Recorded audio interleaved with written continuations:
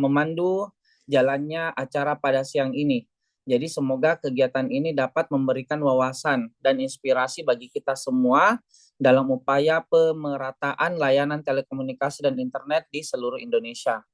Jadi pada siang hari ini ya kita ada ya pada siang hari ini kegiatan kita agak sedikit berbeda pada kegiatan seminar seri sebelumnya karena selain kita mendengarkan materi yang sangat luar biasa dari pemateri kita juga akan mendengarkan sosialisasi tentang mengenai salah satu program kerja dari teman-teman ya dari teman-teman di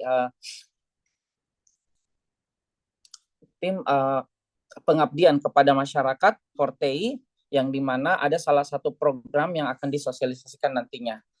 Jadi langsung saja saya akan menyebutkan agenda kita pada siang hari ini. Jadi yang pertama pembukaan telah kita laksanakan, yang kedua ada sambutan oleh Ketua Fortei, yang ketiga ada pemaparan materi dari pemateri kita, kemudian yang keempat ada diskusi dan tanya jawab, yang kelima ada sosialisasi program hibah PKM Fortei yang dilanjutkan dengan diskusi dan tanya jawab. Yang terakhir penutup dan foto bersama. Jadi langsung saja kita pindah ke acara yang kedua, sambutan. Jadi nah untuk kali ini ya jadi untuk sambutan, akan diberikan oleh Ketua Forte kita, Profesor Dr. Engineering Insinyur Arif Udiarto, STMT itu. Jadi waktu dan tempat. Baik, terima kasih. Bismillahirrahmanirrahim. Assalamualaikum warahmatullahi wabarakatuh. Selamat siang, Ibu sekalian. Salam sehat ya, salam sejahtera untuk semuanya. Yang sama-sama kita hormati narasumber kita, mudah-mudahan sudah hadir atau nanti segera hadir ya, Bapak Dr. Denny Setiawan. Beliau adalah Direktur Strategi dan Kebijakan Infrastruktur Digital dari Komdigi. Para Bapak Ibu dosen, peneliti, dan seluruh akademisi di bidang teknik elektro. Pertama-tama tentu saja kita sudah seharusnya menyampaikan puji dan syukur kita kepada Allah Subhanahu wa taala yang masih memberikan kesempatan kepada kita semua untuk kembali menghadiri acara rutin bulanan kita, yaitu Forte Monthly Forum. Mewakili Forte dan seluruh pengurus dan mengucapkan selamat datang kembali pada Bapak Ibu semuanya, dan terima kasih banyak Pak Denny sudah berkenan menjadi narasumber utama pada kegiatan Forte Monthly Forum pada siang hari ini. Ya, hari ini kita akan membahas suatu topik yang sangat penting dan juga sangat relevan ya, terkait dengan perkembangan di bidang kita di teknik elektro, yaitu internet yang lebih baik untuk seluruh rakyat Indonesia. Jadi kita tahu bahwa di era transformasi digital saat ini, internet sudah bukan lagi sekedar alat komunikasi, tetapi sudah menjadi infrastruktur dasar untuk berbagai macam kegiatan, pendidikan, kesehatan, ekonomi, dan juga untuk keberlanjutan sosial. Sudah mengandalkan internet. Meskipun demikian, tidak berarti bahwa teknologi ini tidak ada tantangannya. Kita punya banyak tantangan terhadap teknologi ini, baik dari sisi teknis maupun juga yang non-teknis. Sehingga hari ini kita mencoba mengundang salah satu pakarnya dan juga regulator ya, bagaimana Indonesia menyiapkan sarana internet di masa depan, terutama dari sisi strategi dan kebijakan di Indonesia. Kita harapkan nanti di forum ini kita dapat berdiskusi, kemudian saling menggali informasi, memberikan solusi yang produktif untuk mewujudkan internet yang inklusif, yang aman, yang berdaya guna untuk masyarakat Indonesia. Kita percaya ya dengan adanya kolaborasi antara kita sebagai asosiasi, kemudian nanti dengan praktisi, dan juga dengan pemerintah kita bisa mengantarkan Indonesia yang mudah-mudahan ya, mencapai Indonesia emas seperti yang kita harapkan. Bapak Ibu sekalian, seperti tadi disampaikan oleh MC, bahwa sebagai salah satu bentuk kegiatan kita di Forte dalam rangka mengimplementasikan teknologi karya Bapak Ibu dosen di Teknik Elektro ke masyarakat, maka di Forte menyelenggarakan sebuah program, yaitu program pengabdian kepada masyarakat. Dan sudah di-share oleh tim informasinya, dan hari ini mudah-mudahan bisa dijelaskan lebih lanjut ya, bagaimana pelaksanaan atau cara mengajukan proposal kegiatan PEMAS ini. Nah, kita berharap PEMAS ini ke depan ini bisa dikerjasamakan juga, tidak hanya dari Forte, tapi juga melibatkan misalnya ada di berbagai macam instansi, termasuk mungkin dari pemerintah, dari perusahaan, sehingga nanti pendanaan PKM ini bisa disupport oleh eh, teman-teman dari industri. Selain itu nanti juga akan ada mungkin penyampaian dari sekretariat terkait dengan bagaimana kita memperbarui kehangatan kita. Karena sebagai syarat untuk mengikuti kegiatan PEMAS itu adalah syaratnya sebagai anggota aktif ya, sebagai anggota Forte aktif. Nah, jika ada kendala nanti silakan ditanyakan ke sekretariat. Selain itu Bapak Ibu sekalian, kita juga ada beberapa kegiatan lain di Forte. Di antaranya yang terdekat adalah kita akan mengadakan kuliah umum.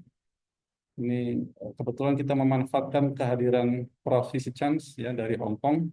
Beliau ini adalah eh, bapak mobil listrik di Asia. Ini kebetulan dia sedang ke Indonesia, sehingga kita manfaatkan beliau untuk bisa mengisi kuliah umum.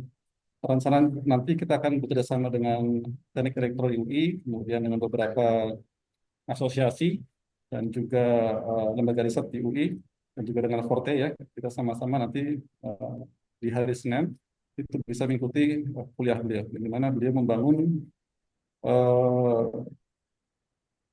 apa namanya industri ya atau teknologi mobil listrik di Asia. Terakhir, saya ingin mengucapkan terima kasih kepada seluruh panitia hari ini. Ada Budian ya yang sudah menyiapkan kegiatan hari ini selaku Direktur Seminar Series, Prof. Yolanta selaku Ketua Divisi Seminar yang sekaligus nanti menjadi moderator. Nanti Prof. Setio akan menyampaikan tentang sosialisasi PEMAS bersama Bu Sirmayanti sebagai Ketua Divisi PEMAS, dan juga pada seluruh teman-teman di sekretariat ya, yang sudah mendukung kegiatan kita hari ini. Pak Denny sudah hadir? Sudah. Nah, sudah. Selamat datang. Terima kasih banyak sudah berkenan mengisi forum kita siang hari ini. Ya, Saya terima kembali kasih. kepada moderator. Silakan moderator. Assalamualaikum warahmatullahi wabarakatuh. Waalaikumsalam. Oke, waalaikumsalam warahmatullahi wabarakatuh. Terima kasih banyak, Prof. Oke, kita menuju ke acara berikutnya. Acara berikutnya berupa pemaparan dari pemateri kita yang insya Allah nanti akan dipandu oleh moderator Bapak Profesor Insinyur Yulianta Siregar STMT, PhD Engineering IPM. Oke, waktu dan tempat ya saya persilakan.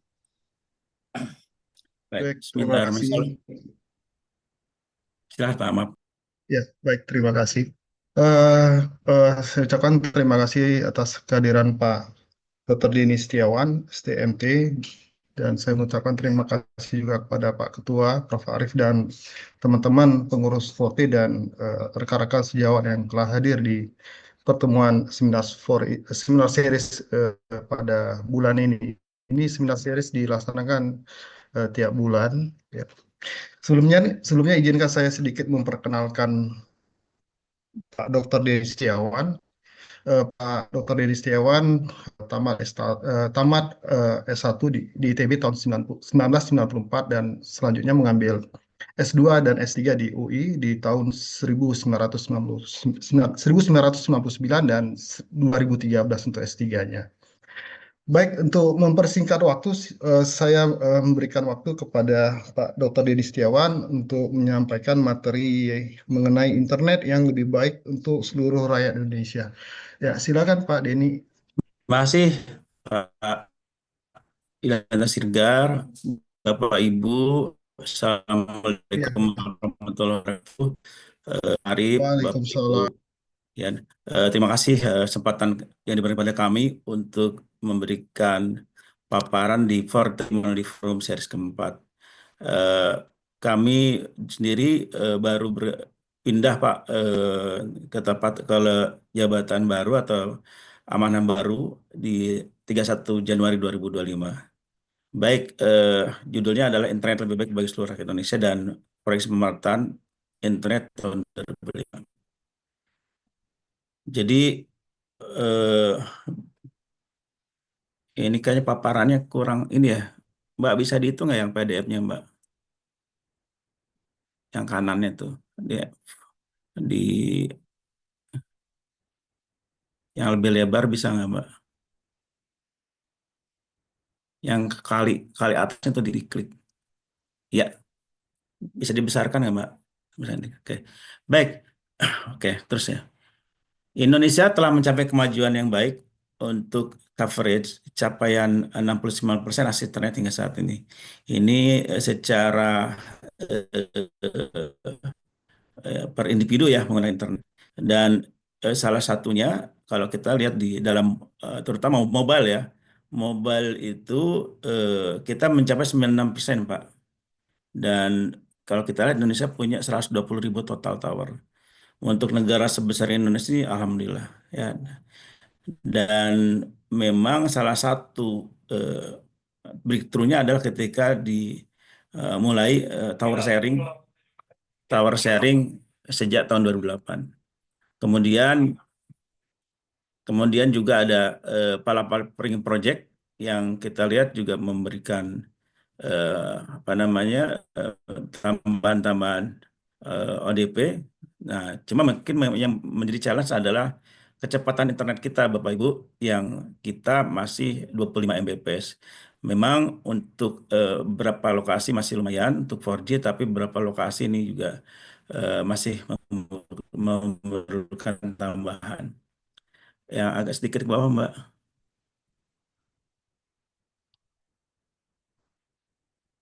Mbak Nurul di ke bawahin, Mbak Nurul.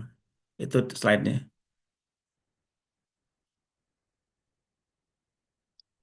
Em, atau bisa saya aja yang ini ya, mungkin saya aja yang paparan ya. Izin Pak, Ya, maaf nih, supaya saya bisa. Ya, dan lebih jelas Bapak Ibu. oke Pak. Oke ya, baik. Nah, ditambah juga Bapak Ibu juga ada sekitar ini sebenarnya lebih ya, sekitar hampir 6.000 tower BTS di Bakti Yoso yang menambah coverage tadi. Nah, Bapak Ibu, permasalahannya adalah yang di kita ini ya, untuk internet kebanyakan kita menggunakan HP atau mobile ya. Dan kalau kita lihat akses internet seperti saya sampaikan untuk dibandingkan dengan negara-negara lain gitu ya di kawasan ASEAN kita cukup lumayan untuk akses penetrasi 116% per populasi dan cakupan jadi 9%. Nah, cuma mungkin masalahnya speed ya. Dan affordability itu juga lumayan karena persaingan yang cukup baik dan nah kecepatan kalau kita banding negara lain kita juga cukup masih rendah karena kita harus diakui kita masih terlambat transisi ke 5G. Kalau hanya 4G saja ini cukup lumayan, tapi karena ada 5G ini yang kita masih rendah. Jadi kalau lihat negara-negara yang cepat ini karena dia udah rilis 5G. Nah, kalau kita lihat Bapak Ibu sekalian, untuk yang fixed broadband, saya geser. Nah, ini juga kita juga challenging gitu dan cukup memprihatinkan. Ya, kita bahkan kalah sama Laos, Pak. Ya gitu. Nah, speed kita juga masih kecil, affordability juga juga apa namanya masih cukup mahal ya dibandingkan negara lain. Nah, apa penyebabnya? Saya ingat saya awal masuk Komdigi 95 ya, itu penetrasi fixed broadband atau fix ya, itu 9%, sekarang naiknya ya naik sih, tapi yang negara lain jauh lebih cepat gitu. Nah, ini yang menjadi tantangan. Nah, apalagi kalau kita bicara pendidikan ya atau katakanlah kita nanti bangun AI ya. Kalau akses artificial intelligence kan ini harus cepat ya Pak ya. Internetnya nggak bisa lelet. Kita bukan DeepSeek ya Pak ya. Kan pakai DeepSeek kalau sekarang kan saya ngechat GPT. Tapi kalau lelet jadi Seek, Seek tapi di deep Pak ya. Seek-nya deep gitu. Gitu. Jadi ini challenge bagi kami dan kita semua untuk bagaimana mempertahankan ini. Nah, Bapak Ibu, di sisi lain, kalau kita lihat di persaingan di pasar untuk mobile broadband, nah ini kami mohon maaf nih belum di terakhir update ya. Terakhir update nih Excel sama Smartfren udah gabung ya. Jadi kita tinggal ada 3 operator ya. Dan kalau kita lihat dengan bergabungnya Smart dengan Excel nih lumayan ya imbang lah ya. Walaupun Telkomsel cukup masih dominan. Nah, sehingga ini kita lihat kalau di kompetisi cukup lumayan, cuma masalah speednya karena belum ada 5G. Nah, sementara di fixed broadband, Bapak Ibu, kita lihat, nah ini masih ada yang dominasi ya dari incumbent, yang lain-lainnya masih belum. Nah, terutama sebenarnya adalah permasalahannya ini karena tidak masih kurang sharing infrastruktur. Padahal di Undang-Undang Cipta Kerja, sharing infrastruktur ini eh, sebenarnya sudah diperbolehkan. Nah, apa dampaknya? Bapak Ibu ya mungkin dapat dirasakan ya terutama kota besar ya. Itu mungkin di depan rumah Bapak atau di kantor, di kampus bisa jadi ada berapa kabel tuh, Pak, berapa tiang gitu. Ya kan? Nah, apakah kalau satu kabel dengan 10 kabel apakah 10 kali kecepatannya? Tidak. Gitu ya. Karena sebenarnya biayanya kalau kabel yang sama ketika kita menambah kapasitasnya itu tinggal optiknya aja gitu. Ya, sinarnya saja. Nah, tapi karena makin banyak akhirnya biayanya makin mahal. Nah, kemudian harganya akhirnya berlomba-lomba dalam kemahalan, bukan berlomba-lomba dalam kebaikan nih Pak, gitu ya. Nah, ini yang harus kita dorong, sharing infrastruktur yang memang eh, ya terus terang nih PR kami ya, terus dan bagaimana kita mendorong sharing infrastruktur ini terutama untuk semua pemain jaringan ya, sehingga lebih efisien ya, kemudian juga menjangkau lebih banyak. Nah, Bapak Ibu, ini juga permasalahan kita ya untuk mobile broadband seluler. Jadi kalau kita lihat di sini, eh, kita ini negara yang masih kecepatannya dan juga ketersediaan frekuensinya masih cukup rendah di kawasan Asia ya. Bahkan kita cuma menang dari Myanmar. Ya, nah kenapa? Ini kan terutama kita masih belum bisa membebaskan atau merilis frekuensi 5G ya tadi, terutama di capacity band. Di sisi lain, ini juga yang jadi PR kami dan adalah biaya lisensi yang beban operator jauh lebih tinggi. Biaya spektrum ini melebihi 10% dari pendapatan operator, sehingga berisiko menghambat berlanjutan bisnis dan investasi. Kalau kita lihat, ya dibandingkan negara-negara ASEAN, Indonesia ini 12%. Sementara Vietnam 0,3 gitu ya, Malaysia 38. Jadi ini yang harusnya bisa digunakan industri untuk membangun, malah digunakan ya untuk karena membangun itu juga penting bagi negara ya. Tetapi ini perlu dipertimbangkan untuk kita rasionalisasi sehingga memberikan peluang atau katakanlah bagi industri operator untuk bisa menggelar lebih cepat lagi. Kalau SOSO masih sama. Nah, kalau core income juga masih imbang lah. Ini yang menjadi masalah adalah masalah biaya spektrum yang kita harus rasionalisasi. Nah, pada ini kenapa sih nggak gampang dikurangi aja? Nah, ini Bapak Ibu, kadang-kadang niat baik ya, itu nggak cukup. Nah, kami itu harus berdiskusi, bernegosiasi dengan auditor, ya, beraudisi dengan juga Kementerian Keuangan. Ini yang mungkin juga challenging dan mudah-mudahan kami mohon doa, mohon bantuan, mohon doanya lah katakanlah untuk bisa meyakinkan para pihak bahwa ini kalau kita nggak lakukan ini, kita akan tadi kalah sama bahkan cuma menang sama Myanmar. Nah, Bapak Ibu, apa kue-kuenya? Yang pertama adalah bagaimana kami mempercepat alokasi frekuensi dengan biaya yang lebih rendah. Kami sedang menyiapkan beberapa seleksi frekuensi untuk tahun baru Yang pertama ada 1,4 GHz full rider, saya anggap full rider gitu. Jadi sebenarnya ini untuk mempercepat fiberisasi ya. Dan syaratnya adalah untuk seleksinya adalah siapapun yang menang dia harus bagi ke para ISP dan juga fibernya harus juga menggunakan existing atau kalau di lokasi baru dia open access. Nah ini kebijakan-kebijakan yang kami ke depan nih akan apa namanya uh, uh, akan sangat bagus kalau di fiber itu akan sangat efisien.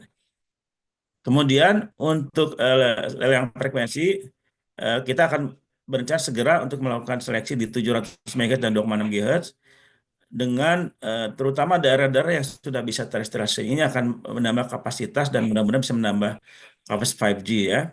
Dan terutama kalau kita 3,5 GHz ini ya, kita ini 3,5 GHz dan 2,6 nih Bapak Ibu. Kenapa sih lama Pak Denny? Masih digunakan satelit Pak. Nah 2,6 GHz ini kebetulan izinnya sudah selesai. Insya Allah kita bisa rilis. Nah 3,5 GHz ini Bapak Ibu masih ada satelit. Masih ada satelit yang digunakan oleh Telkom, BRI, dan PSN yang masih sekitar 10 tahun lagi. Nah, kami sedang berdiskusi lebih intens dengan teman-teman Telkom, BRI, ya dengan PSN, terutama mudah-mudahan dan Kementerian dan Antara di investasi ya. Nah, jadi Bapak Ibu, kalau saya bilang gini, 1,4 kita bisa ngalahin Laos. Kalau 702,6 kita bisa ngalahin Vietnam, Pak. Kalau 3 ini dapat, bahkan kita bisa maafin Malaysia. Nah, ini yang kami berharap dan mohon doanya mudah-mudahan bisa kita laksanakan. Nah, tapi rilis frekuensi ini tanpa rasionalisasi lisensi frekuensi tadi, ini akan juga percuma karena operator nggak akan ngambil gitu. Nah, ini kita juga sudah berdiskusi dengan BPKP, Kementerian Keuangan, Kementerian Polhukam. Saat ini kerja dengan auditor. Mudah-mudahan Bapak Ibu kita bisa lakukan rasionalisasi sepanjang. Yang penting adalah ketika ini dikurangi, operator juga harus mengembangkan menambah cakupan oleh pelayanan 4G dan 5G. Nah, Bapak Ibu, selain spektrum, sebenarnya yang kita sedang siapkan adalah fiberisasi terutama Bapak Ibu. Karena yang penting nggak mungkin kita lakukan 4G atau 5G rasa 2G.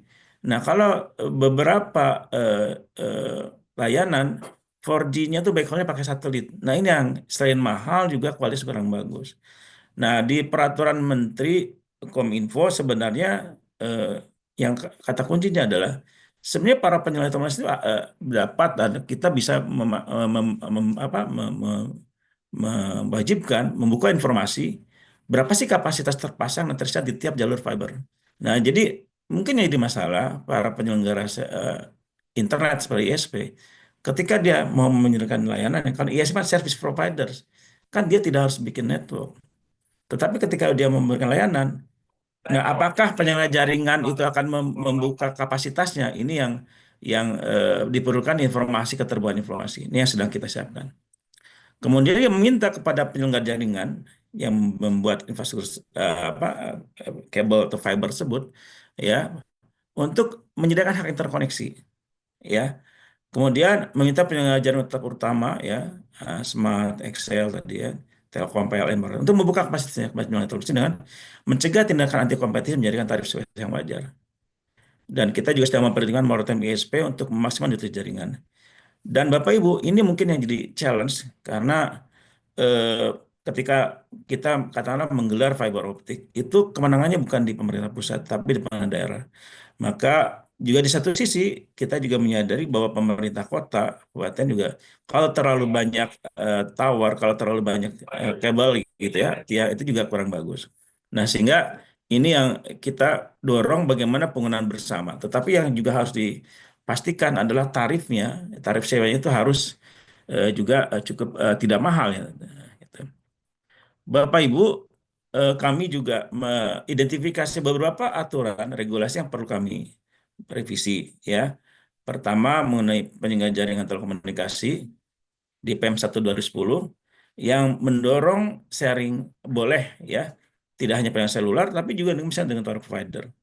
Mendorong aturan roaming nasional, kemudian juga lampiran di beberapa kewajiban-kewajiban karena yang penting adalah menyediakan bukan harus membangun. Bisa aja dia menyewa tapi dengan harga yang tepat. Jadi intinya kami mendorong regulasi-regulasi atau mengeluarkan regulasi yang menghambat atau tidak mendorong sharing infrastruktur.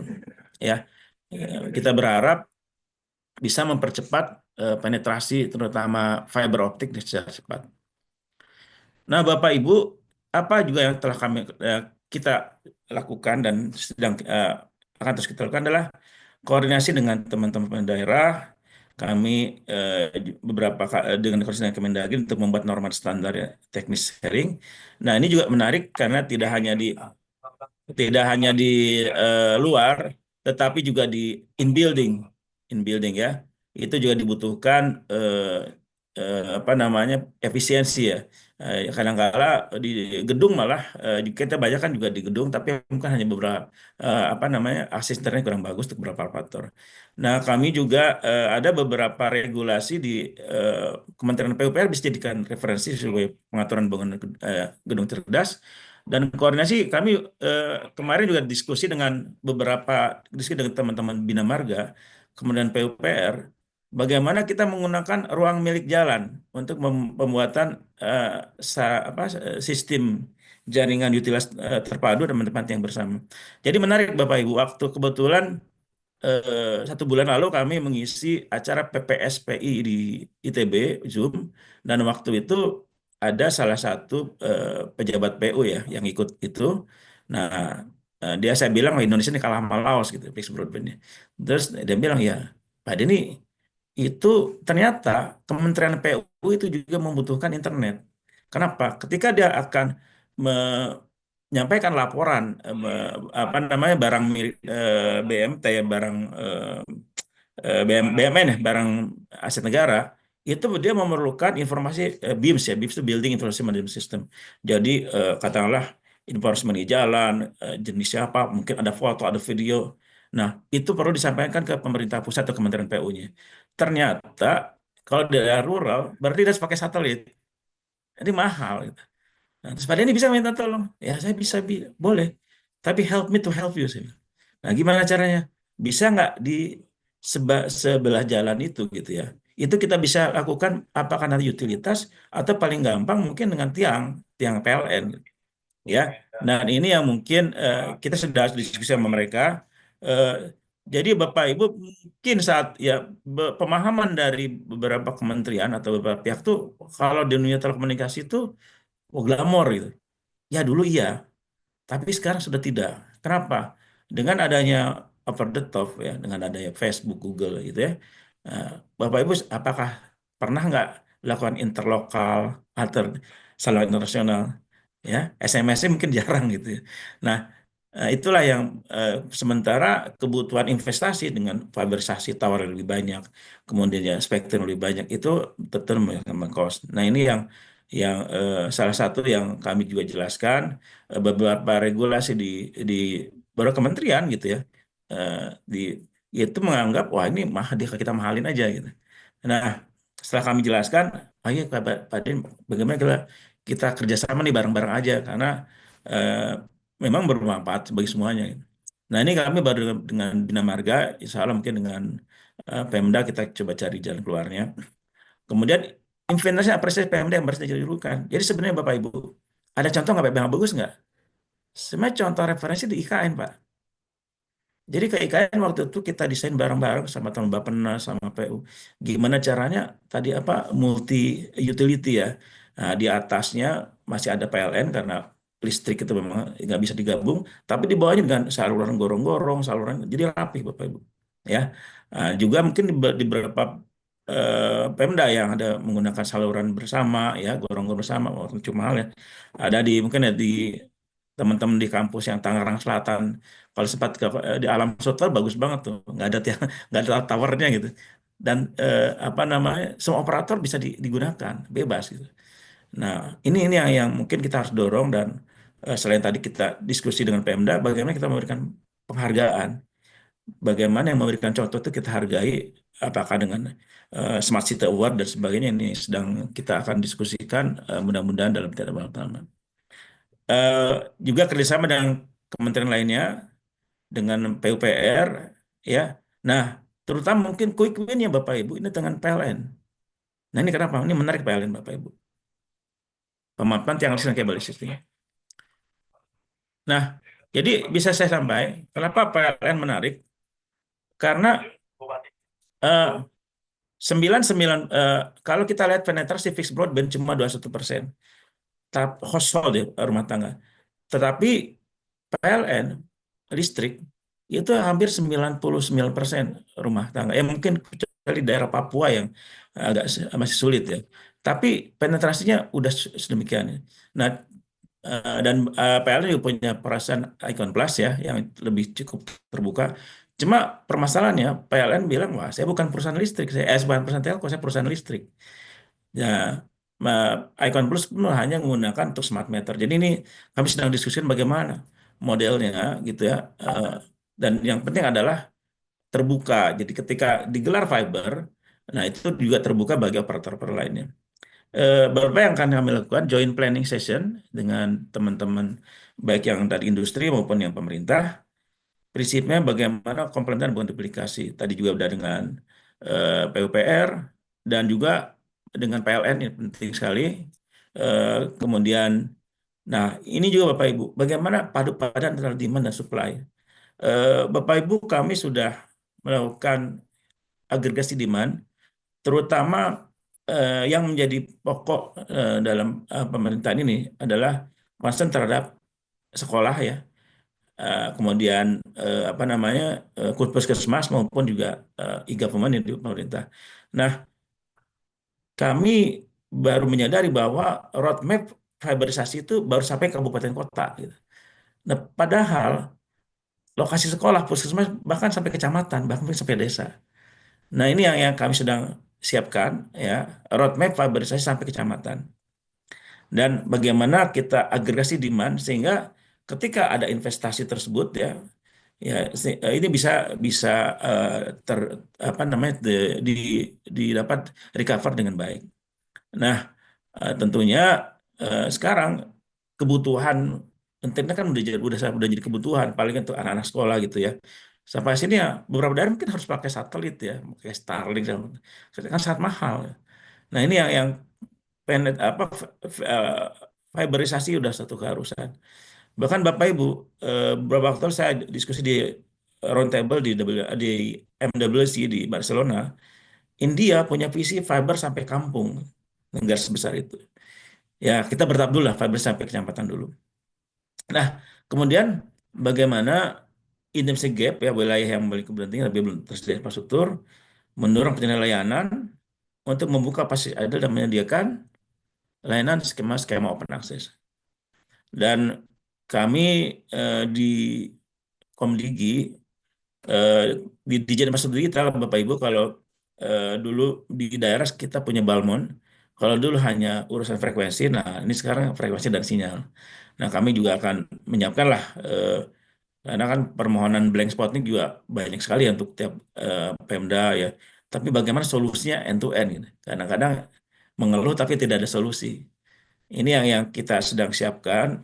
Terus terang memang dengan berbagai macam keterbatasan, ini kita harus lakukan secara lebih terstruktur dan lebih baik gitu, lebih efisien.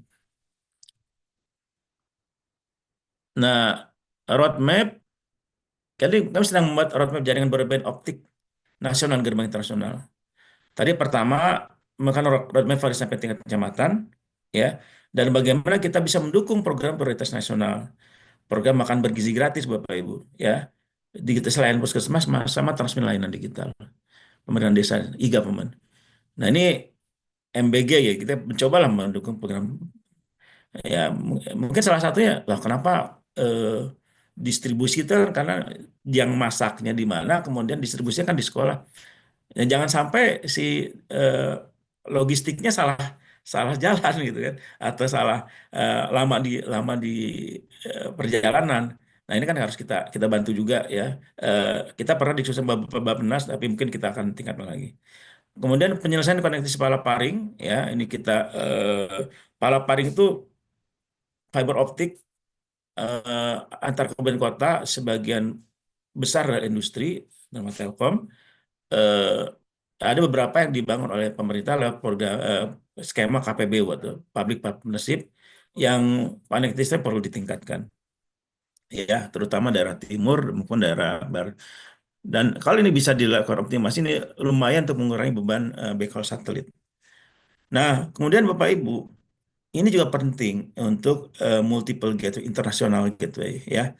Eh, Kalau kita lihat di jalur eh, sat optik kabel, terutama laut ya, eh, hanya mungkin kita mayoritas hanya ke Singapura. Ya, ada beberapa ke Australia ya, tidak terlalu banyak. Ada juga dari Manado ke Guam. Nah, Bapak Ibu, kita perlu tambahkan juga beberapa alternatif lain rutenya, terutama dari Kalimantan Utara ya. Ini bagaimana Samarinda sampai Tanjung Selor, mungkin Tarokan, Nunukan, Malino, Sebatik, Tawa Kinabalu. Ya, Malaysia kita tahu bagus. Nah, ini mudah-mudahan kita bisa lakukan, kita bekerjasama dengan yang kemarin baru merger ya. Nah, ini ya kan dari Malaysia juga ya. Saya bilang tolong deh bantu juga gitu.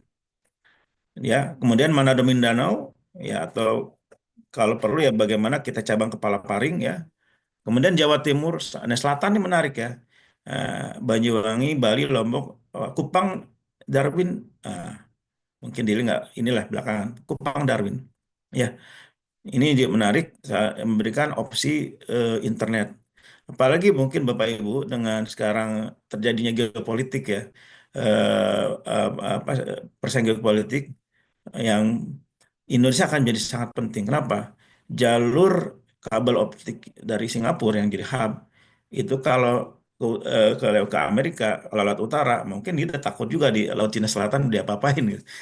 Sehingga perlu ada alternatif ke Australia, ke Guam ya pasti lewat Indonesia. Nah, kesempatan ini yang kita harus lakukan percepatan roadmap tadi dan eh, Bapak Ibu juga mungkin saya tambahkan eh, sekarang ini dengan adanya AI dan data center ya, ini perkembangannya sangat menarik ya. Eh, Kami mendapatkan berbagai apa namanya kalau lihat dari data center atau AI ini cukup cukup signifikan ininya ya investasinya.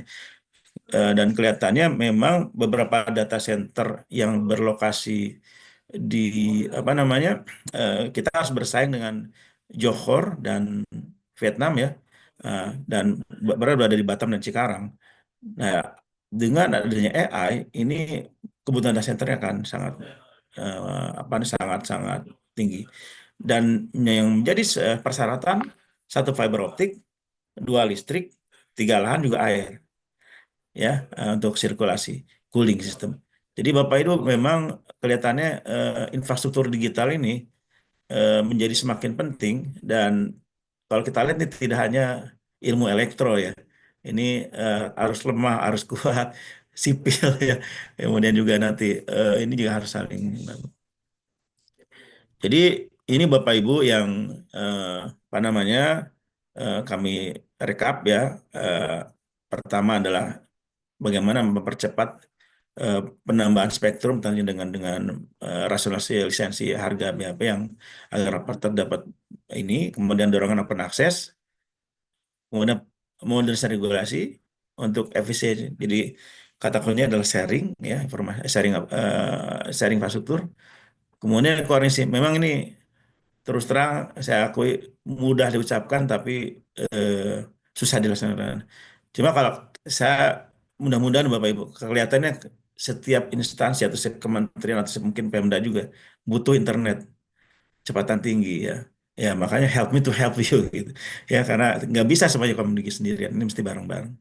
Sinergi dengan industri dan juga kita memberikan roadmap fiberisasi baik di dalam negeri maupun dengan gerbang luar ya, terutama dengan perkembangan data center dan AI yang kita perlu ya negara kepulauan seperti kita ya apa subsea kabel itu sangat-sangat penting.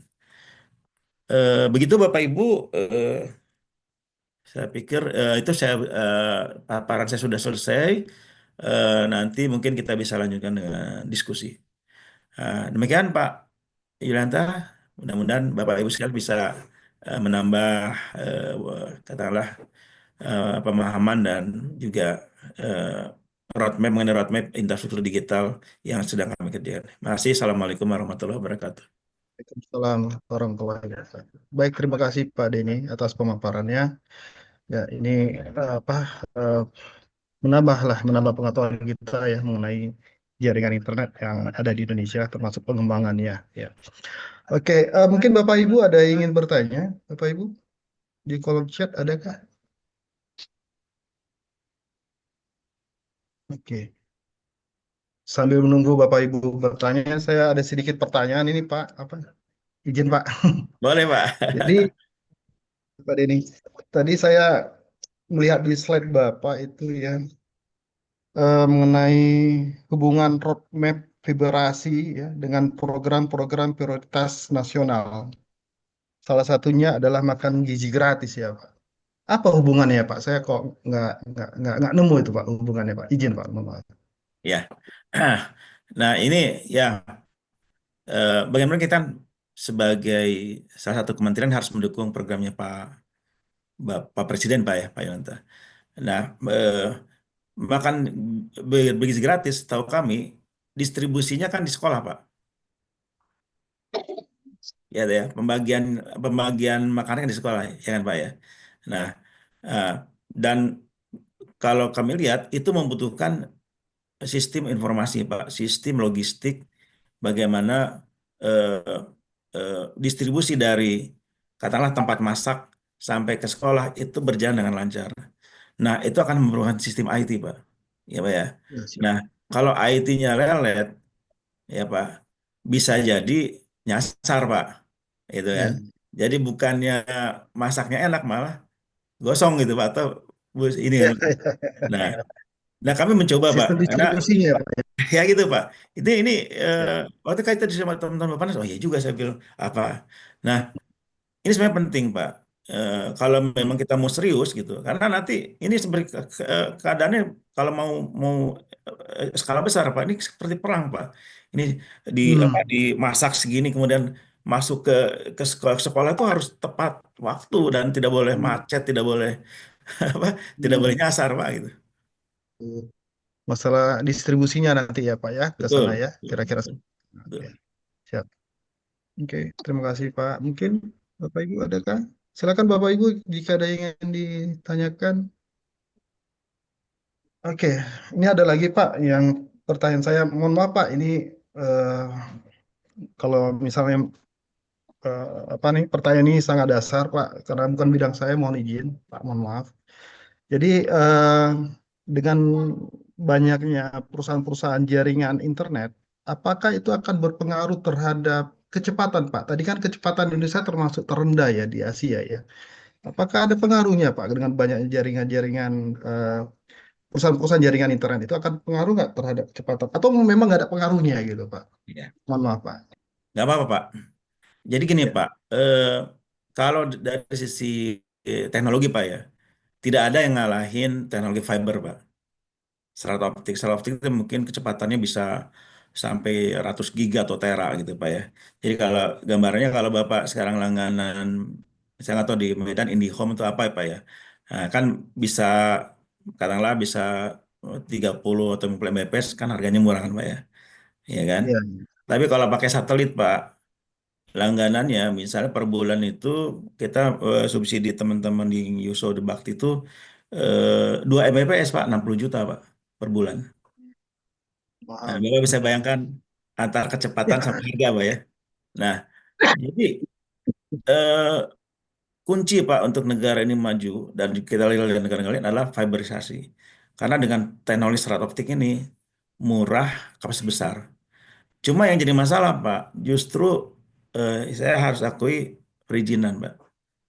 Ya, kalau mungkin kalau di kota-kota besar ya banyaklah yang katakanlah eh, yang kita bagi investasi itu akan sangat sulit gitu.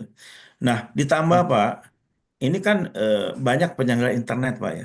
Ya, kita di ISP itu saat ini belum kita batasi jumlahnya Pak. Nah, para Hmm. penyelenggara internet ini awal-awal semangat Pak, tapi eh, idealnya penyelenggara internet itu tidak perlu bangun infrastruktur Pak, tidak perlu bangun kabel Pak. Iya, anda, Pak. Hmm. Harusnya gitu. Tetapi dia harus bersaing dengan penyelenggara jaringan yang juga penyelenggara jasa, penyelenggara internet. Gitu loh, Pak. Nah, Iya, Nah, ini yang hubungan ini yang harus kita coba solusikan. Seharusnya penyelenggara kabel apa namanya fiber optik kan yang apa namanya katakanlah kapasitas besar ya Pak ya. Itu harusnya bisa berbagi kan Pak. Dia boleh iya, jualan tapi sharing. yang lain pun boleh jualan gitu. Nah, ini Iya, iya. di kita ini masih belum pintar berbagi Pak Yun, gitu. Nah, inilah fungsinya mungkin kami sebagai wasit lah ya. Ketika Anda punya Eh, infrastruktur, punya kapasitas, punya jalan yang besar, ya Anda berbagilah dengan ya apa namanya pengusaha lain. Nah, kira-kira itu Pak yang secara singkatnya yang saat ini masih belum belum. Jadi akhirnya yang terjadi adalah berlomba-lomba pasang kabel Pak, berlomba-lomba pasang tiang. Iya, Padahal di tiang tuh banyak ya, kabel. iya, padahal nggak perlu gitu. Cukup satu tiang tapi kapasitasnya bisa sampai tera gitu. Itu bisa ya, Pak. Dengan perkembangan teknologi mungkin teman-teman di Forte lebih jago dari saya. Karena apa Iya. perkembangan optik ini kan katakanlah menambah kapasitas dengan optik itu tidak tidak semahal nambah ke kabel, Pak. Enggak, gitu loh. Cuma Hmm, nambah di optiknya aja udah cukup kapasitas cukup besar. Nah, ini yang kita sedang kembangkan, Pak. Mudah-mudahan kita bisa tadi lah ngalahin Laos gitu, Pak. iya. Hmm. Ya, itu juga banyaknya kabel-kabel di tiang itu juga kemarin juga kayak gitu, Pak. Jadi persaingan operator, Pak. Ya. Dirusakkan satu operator, jadi biar si konsumen yang merasa, ah ini nggak bagus, dia akan pindah gitu, Pak. Iya, iya, Jadi iya. nakal-nakalan karena banyaknya Betul, betul, sistem betul. jaringan. Betul. Iya, Oke. Ini gitu. ada yang bertanya nih, Pak, di kolom chat. Boleh. Saya bacakan ya, Pak.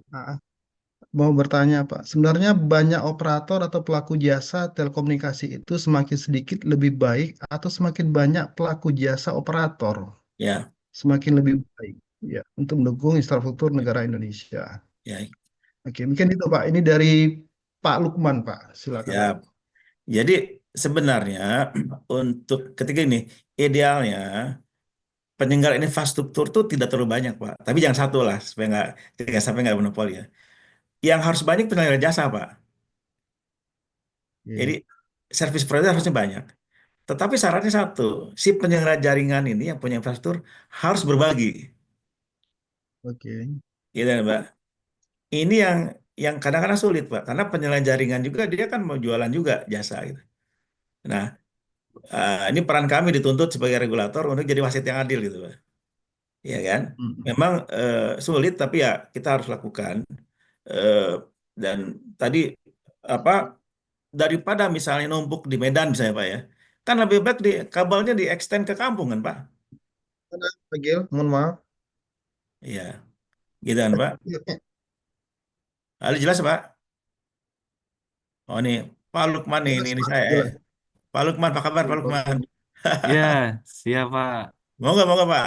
Yang Ah, bertambah pada insinyur atau gimana? Mau nggak? Ya, ya, dijelaskan. ya itu Pak, yang kan lagi rame nih kalau saya karena ada alumni ya di Telkom. Nah, jadinya banyak keresahan di mereka itu. Hmm, Dampak merger itu bikin resah di mereka. Pekerjaan saya betul, gimana dan sebagainya. Jadinya itu yang betul, pertanyaan saya. Tadi udah betul. dijawab juga dengan Bapak. Berarti Iya, kan dibanyakkan service providernya, tapi ya satu atau dua penyedia jaringannya. Berarti kan penyedia jaringan lah sebagai backbone-nya, perlu ada penguatan kan supaya betul, sampai kita ke pulauan tuh bisa menjawab. Ya itu sudah menjawab Pak. betul. Ya, Gitu. jadi sebenarnya Pak Lukman, ekosistem di penyelenggara telco itu banyak, ya. Karena tower provider. Sekarang yang lagi booming tower provider, Pak Lukman. Iya kan? Jadi tower provider karena dia independen, dia malah makin banyak tenan makin bagus gitu. Iya kan? Nah, ini yang kita lihat apa ini ya. Nah, kemudian apalagi mungkin apa namanya pekerjaan-pekerjaan untuk fiberisasi itu kan Pak ya. Kan semakin nggak masalah lebih dari satu operator di satu wilayah. Tapi kalau di satu jalan Pak Lukman, di satu jalan jangan banyak-banyak dong gitu. Di satu jalur jangan banyak-banyak gitu. Ya toh? Nah kan kita bisa berbagi gitu. Ini di sini punya siapa siapa. Nah ini yang mungkin juga ya nggak gampang ya karena namanya kompetisi gitu ya. Nah ini yang sebenarnya kata kuncinya adalah bagaimana kita open informasi Pak, sharing informasi. Ini yang kita coba siapkan, dan sebenarnya ada kewajiban bagi mereka Pak untuk menyediakan informasi itu kepada publik. Gitu loh. Jadi coverage di mana, lainnya berapa, harganya berapa. Nah, kalau untuk operator lain, nah, nanti saya nyambungnya di mana gitu Pak. Ya kan? Misalnya mau nyambung nih, wah aku nggak tahu nih. Ya, kadang-kadang Pak, saya dikasih tahu teman gitu. Itu yang lebih tahu justru subkonnya Pak, kabelnya kabel mana dan warna apa. Ya kan gitu ya. Nah, ini yang harus kita berikan informasinya, dan sebenarnya ini menarik karena kita butuh juga katakanlah eh, GIS, tapi apa ya, mungkin katakanlah BIM ya kalau di arsitektur, Building Information Management System. Ya, Pak ya. Sehingga tiap kabel atau tiap apa ya, ducting kita tahu informasinya. Nyoloknya di mana, kabelnya punya siapa gitu, Pak. Tanpa harus nyelam gitu. Harus itu kita tahu informasinya gitu, Pak. Gitu. Oke. Bisa ya Pak Lukman ya? Iya, sudah dipahami Bapak. Terima kasih Pak dan Prof. Siap, Pak Lukman. Pak. Ini ada satu lagi nih Pak. Bu Lesti ya, Lesti ya. Silakan Bu Lesti. Kan Bu Lesti. Baik. Ya, terima kasih Pak. Maaf sambil nyetir jadi nggak bisa ngechat. Apa kabar Pak Denny? Baik, Bu Lesti. Ini kebetulan banget topiknya pas banget gitu. Tadi Pak Denny sudah menjelaskan tentang fiberisasi, subsea kabel dan sebagainya. Kebetulan Pak, saya saat ini sedang studi doktoral nih. Dan topiknya tuh saya tentang subsea kabel nih Pak. Jadi kalau tadi dengerin nih paparan dari Pak Denny nih, pas banget gitu, maksudnya wah ini memang problem yang sedang kita hadapi ya gitu. Maksudnya sekarang hubnya tuh kebanyakan di Singapura, sedangkan apa ya, kayak tulang punggungnya tuh di Singapura gitu loh Pak, sedangkan kita kayak cuma nebeng doang atau gimana gitu ya. Nah ini yang sebenarnya kalau di topik yang saya akan bawakan, maaf sebentar. Nah itu topik yang akan saya dalam itu sebenarnya mau bikin framework sih Pak. Nah kebetulan memang fokusnya saya tuh di SKKL, yang tapi dia diintegrasikan sama sensor. Nah ini saya berharapnya dengan ada diskusi ini gitu ya, ada paparan Bapak nih, saya bisa discuss lebih lanjut nih dengan Pak Denny and tim, harapannya gitu Pak, biar cepat selesai nih. Makasih. Boleh nanti ke sekretariat, saya ada nomor WA, ada nomor emailnya. Alamat email kok, nomor. Ya. Baik. Ya, mungkin saya tambahkan ya, nih subsea cable itu penting, terutama sekarang lagi booming data center, Pak, AI ya. Nah, ini saya baru dapat ilmu juga kemarin. Ya, contohnya kenapa Batam kalah sama Johor, kalah sama Singapura. Kalau ke Singapura, nah Singapura menarik gini. Singapura tuh Mbak, untuk data center, dia nggak bisa nambah karena listriknya habis, ya kan? Dan sekarang ada kebijakan green energy, ya. Nah, kita harus bersaing sama Johor.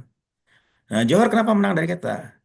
Karena Johor tuh disupport sama Sultan ya Pak, listriknya dimurahin Pak, airnya dimudahkan, kemudian perizinan digampangin, gitu Pak. Nah, kemudian saya baru tahu juga subsea kabelnya itu Mbak, itu jangan cuma satu, nanti kena jangkar habis semua gitu.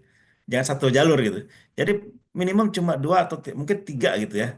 Nah, ini saya juga belum tahu di Batam seperti apa, ya. Nah, itu Pak. Nah, kemudian jadi listrik jadi menarik, dan mungkin saya kasih tambahan lagi. Nah, kalau misalnya lagi mikirin, bisa nggak kita kalau pakai AI kan butuh ini Pak ya, NVIDIA, kalau apa namanya, GPU ya. Nah, itu listriknya besar Pak. Kita hitung-hitung untuk yang machine learning itu bisa 1 gigawatt Pak. 1 gigawatt Pak, ini harus pakai nuklir Pak. Gitu ya. Nah, itu ke depan Mbak. Jadi ke depan tuh subsea cable jadi penting karena nanti kombinasi subsea cable, data center sama eh, apa tadi, listrik ya. Listrik sama cooling system. Oh, berarti sekarang itu Johor ya Pak ya, yang mulai maju ya gitu. Karena kalau saya Oh lihat ya. kan masih Singapura aja gitu kemarin ya. Sekarang Johor udah mulai ini berarti ya. Iya, Johor booming Mbak, karena Oke. di Singapura ini kelebihan ini apa, nggak bisa nambah listrik, airnya pun susah. Ya karena dia sumber dayanya terbatas di Singapura Nah, kecil ya Pak ya. cuma sekarang Johor juga habis Mbak. Nah, Ah, nah, ini harus Indonesia nih. Nah, Batam. hmm. Tapi bagaimana kita mudahkan? Nah, ini kan Ini challenge Betul. kita semua, Bu. Iya, challenge kita benar. Dan Ya, ini sih Pak, kayaknya kurang nggak tahu ya. Ini dari karena saya baru aja ya, baru belajar tentang subsea cable gitu. Kayaknya kita kurang memperhatikan ini sebagai aset gitu. Maksud saya, this is critical thing that we have to apa ya, melindungi lah ya gitu. Karena itu kan backbone backbone kita banget gitu. Even wireless atau broadband kita itu kan sebenarnya juga datanya ngambilnya dari subsea cable yang kemana-mana gitu ya Pak ya. Tapi kayaknya kurang perhatian nggak sih? Atau ya, gimana Pak? ya, insya Allah saya perhatian, Mbak. Siap, siap. Saya baru Nanti 3 bulan tapi saya lebih perhatian, banyak. Mbak. Baik, baik. Nanti akan banyak discuss boleh ya Pak Siap, sama Bu. Siap. timnya Monggo, Pak. monggo. Monggo. Baik, terima kasih. Hmm.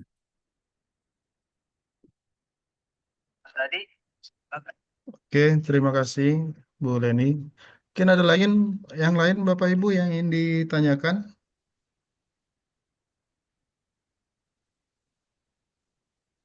Adakah? Ya, boleh sedikit Pak ini mengenai pekerjaan Pak ya. Silakan. Kan Ya, ini kan para dosen, kemudian mahasiswanya nih bagaimana nih lapangan kerja itu Pak ya. Nah, Indonesia Telkom ini makin ya, makin sedikit gitu ya. Nah, yang menarik Bapak ya. Ibu, saya nih baru 3 bulan, kayaknya yang lagi booming tuh data center, cyber security Pak.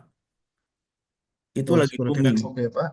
Ya, lagi booming Oke. Bu. Data center sama cyber security itu luar biasa ya. Dan Itu maksudnya kebutuhan pasar gitu ya Pak Denny? berpasar betul Bu. Ya, teman saya tuh lagi nyari, ada bisa cyber security sama data center, susah nyarinya gitu di Indonesia. Nah, ini yang kita perlu siapkan bersama Forte nanti mungkin BKE atau siapapun ya. Kita sertifikasinya ini Bu, nanti mungkin di Komdigi juga ada ya. SKKNI di data center, cyber security. Ini kita perlu perlu giatkan Bu. Ya, nyari di pasar susah Bu, teman-teman itu. Dan mungkin saya yakin orang kita tuh sama dibanding orang India sebenarnya jago kita lah, gitu kan. Cuma kita kadang-kadang ini Pak malu ngomong gitu Pak. Ya, terlalu rendah, terlalu cuek aja lah. Saya juga walaupun bukan orang orang orang Sumatera, tapi saya cuek juga gitu, Pak. Nah, itu mungkin ke depan ya kita coba lihat trennya. Karena kalau Telco juga mungkin juga menarik ya sekarang masih, tapi mungkin lebih ke tadi yang broadband fiber gitu ya. Ya terus terang nih Bapak Ibu, kalau kita lihat geopolitik ya, vendor-vendornya kan itu juga kan gitu kan yang dari negara sono ya, negara utara sana gitu. Nah, ini kan kita harus balance juga gitu. Mana yang di atas, mana yang negara barat, negara tengah gitu kan. Eh, dan yang penting sih intinya Bapak Ibu, bagaimana siapapun yang mau invest di kita. Kalau kata saya, bagi saya sih kuncinya sih, karena kalau pada ini disuruh, pada ini bikin data sendiri sendiri, pada ini subsidi kabel sendiri, mahalnya Pak, gitu Pak. Lagi negara lagi susah orang kita aja apa eh, juga ya prihatin lah sekarang dengan ini. Jadi investasi itu penting, tapi bukan berarti kita kehilangan kedaulatan gitu. Yang penting adalah mungkin yang kita lagi pikirkan bagaimana data ini bisa di Indonesia, Pak. Saya baru ngeh ada undang-undang data pribadi, Pak. Ya, Bapak Ibu tahu nggak kenapa Keris itu jadi ribut oleh Paman Donald, ya kan? Kenapa? Kan selama ini Visa sama siapa namanya? Mastercard ya. Nah, ternyata Visa Mastercard dengan adanya kris, dia nggak bisa ngelihat perilaku kita, Pak. Perilaku belanja kita dia nggak tahu. Oh, Gitu. Kalau Visa sama itu dia tahu, wah ini belanja Budian apa gitu. Ya. Hmm. Nah, Big Data Analytics dia udah tahu. Wah ini saya mikir-mikir nih kalau AI segala macam kayaknya harus di Indonesia gitu. Challenge bagi saya, Pak, Bu. Saya ditanya, Pak ada nih TikTok kenapa nggak di Thailand itu nggak di Indonesia? hmm. Eh, Artinya kalau kita punya data center sendiri, artinya lebih aman buat kita ya Pak ya. Ya bukan data sendiri di Indonesia, Bu. Kalau udah invest di Indonesia, ya Bu ya, di Indonesia kan nggak mungkin keluar gitu kan. Sorry, nggak mungkin. Ini gini gini Bu. Kalau sendiri itu artinya gini. Kalau itu milik perusahaan Indonesia atau perusahaan di pemerintah, itu biayanya luar biasa. Tapi ketika data center udah di wilayah Indonesia, ya Bu ya, manfaatnya luar biasa. Ada menambah tenaga kerja, nambah pengetahuan kita. Contoh gini Bu, katanya saya bilang 4G kita apa speed kita mobile tuh lelet ya. Tapi ketika eh, data center kan Google sama Amazon di Indonesia Bu, taruh tahun 2018 lah 2017. Nah kalau Bapak Ibu perhatikan, kita kalau YouTube sama 4G itu enak loh. Dibanding negara lain kita lebih bagus. Nah kenapa? Karena trafficnya di Indonesia nggak keluar. Kira-kira itu Bu. Jadi kita berusaha trafficnya di Indonesia, within Indonesia, nggak keluar.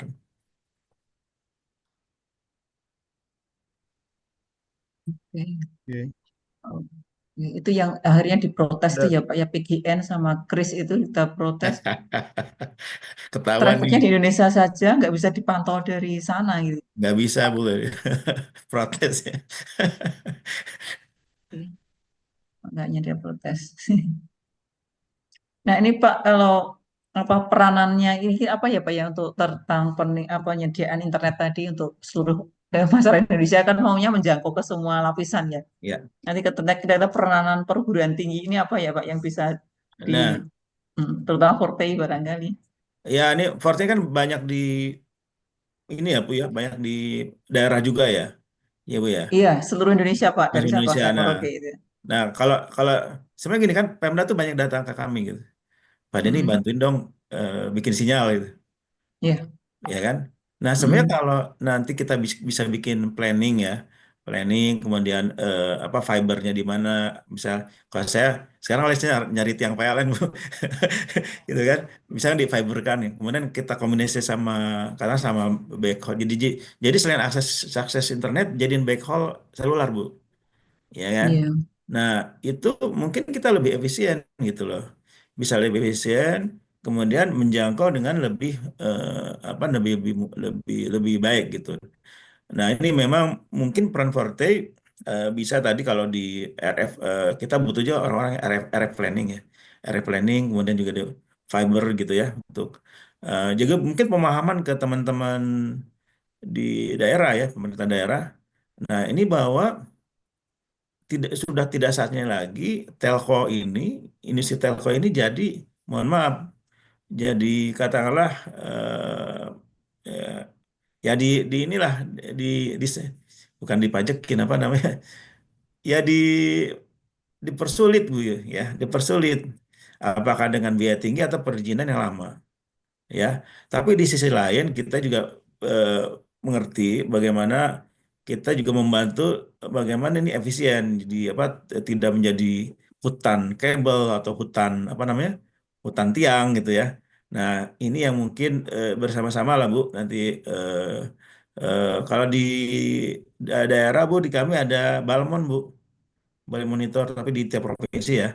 Nah jadi Balmon itu dulunya hanya frekuensi sekarang ngurus sinyal juga gitu.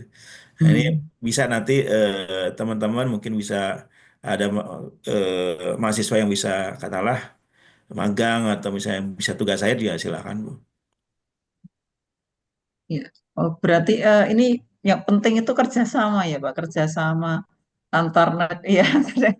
Betul. Kadang-kadang ini juga apa agak ini juga ya Pak, agak risih gitu loh. Saya pada tahun 2020 itu kerjasama dengan apa tuh Kementerian PUPR ya. Waktu itu membuat apa plastik ya, aspal plastik. Ya kami pasang di situ. Ya, mulus gitu Pak, mulus. Tiba-tiba ada orang gali-gali, Pak gali apa itu Pak? Ini gali PDAM Bu. Sudah baru sebulan ada lagi, Pak gali apa Pak? Ini gas PGN Bu. Nah, akhirnya apa, jalan saya itu sekarang jadi jelek, jelek sekali penampilannya gitu.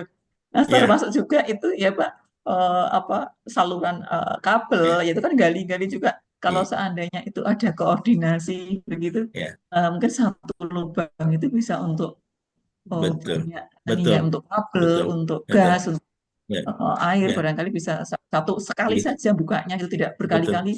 Tidak, kadang ini saya kemarin tuh bikin itu kayaknya susah ya kalau jadi rusak begini jalannya. Ya, Belum termasuk yang di atas tuh kan ruwet gitu ya Pak, kabel-kabel itu begitu ruwet. betul. Kalau apalagi di pinggir jalan, kalau di pinggiran kota, kalau di tengah kota sudah diperbaiki, masuk ke dalam tanah semua nggak kelihatan. Tapi tadi yang galiannya tadi yang banyak. Nah ini Oh, gimana itu Ya, kira-kira? Apakah karena masing-masing punya ego gitu? Nggih. Nah, jadi memang gini Bu, kalau jalan memang menarik gini di aturan itu ada jalan nasional tuh Bina Marga, jalan provinsi provinsi Bu, jalan kabupaten kota. Padahal mungkin deketan gitu, saya nyambung atau cross gitu. Nah ini yang mungkin challenge. Tapi mungkin nggak apa-apa. Bagi kita sih gini Bu, bagaimana kita memberikan contoh yang baik? Ada nggak sih yang contoh yang baik di Indonesia? Ada Bu, IKN. Nah, ini wisata ke IKN pun ya gitu ya. Nah, tapi mungkin ada juga kota-kota di Jawa yang ada. Kalau tidak salah Semarang bagus loh Bu. Kalau nggak salah, saya perlu cek ya, nanti cek gitu. Nah, yang penting bagaimana kita memberikan contoh ya. Contoh yang bagus yang bisa dicontoh dan bisa kelihatan.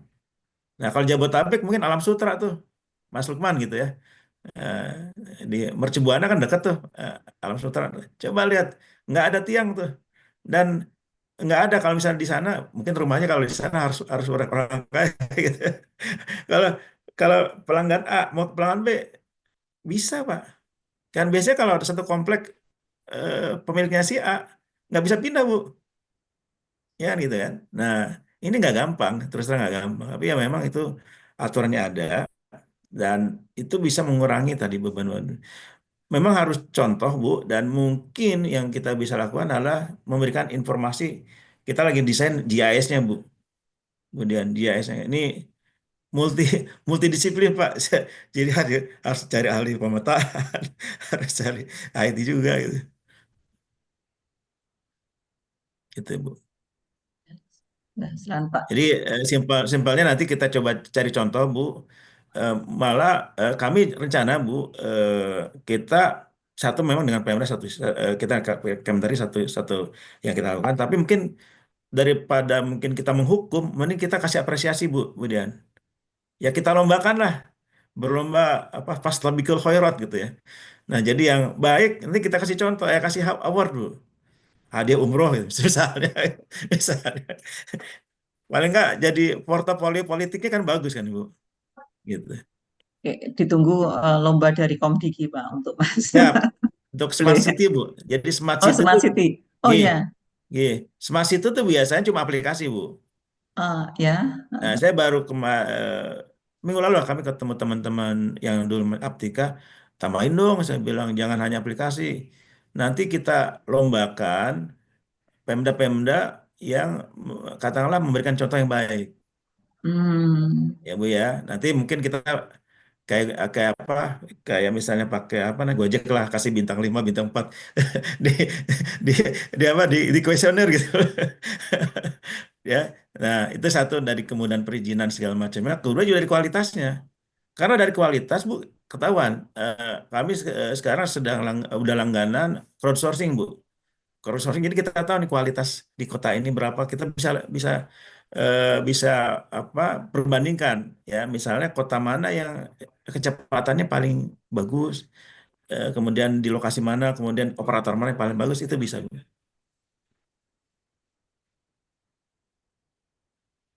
Gitu. Kami kemudian punya pusat monitoring telekomunikasi PMT yang bisa membuat analisa dan membuat apa bukan monitoring kualitas layanan tersebut.